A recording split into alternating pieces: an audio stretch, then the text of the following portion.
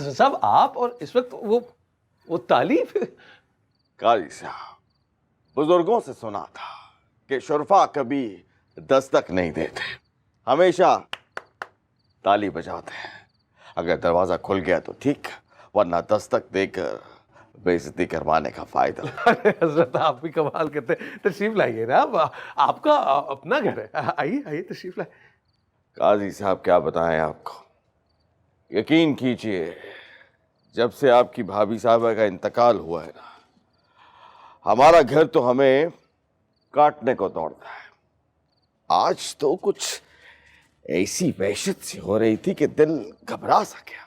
तो हजरत आप आज रात यहीं क़याम क्यों नहीं कर लेते? अरे नहीं नहीं काजी साहब, कहाँ तक तकलीफ देंगे हम आपको। बस अब हम आ गए हैं तो थोड़ी देर आपके पास बैठेंगे, गुफ्तगू करेंगे, दिल का हाल हल्का करेंगे और चले जाएंगे। नवाज़िश आपकी।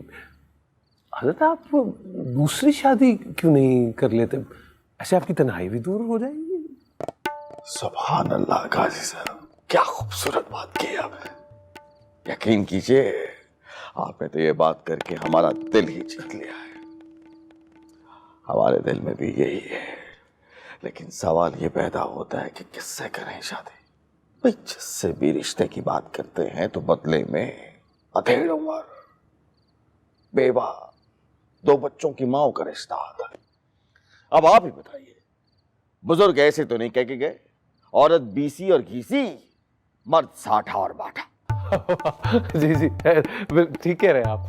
अब आप ही बताइए, अगर हम इस उम्र में शादी करें तो फिर किसी छोटी यानी कि कम उम्र लड़की से करें ना, जिसकी हंसी और खुश मिजाजी से हमारा दिल लगा रहे। अब किसी बुढ़िया से करेंगे तो वो तो अपनी छींकों से, अपने डकारों से, अपनी खांसियों से हमारा दम ही घोट देगी।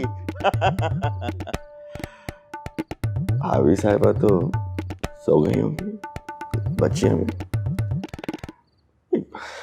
बच्चियों का तो उम्र ये ऐसी है, कम उम्र की नींद। जी वो एहलिया तो मेरी कोई कपड़े वपड़े कोई सी रही थी और बच्चियां सो गई। मैं आप ही की बात पर गौर कर रहा था अभी इस वक्त।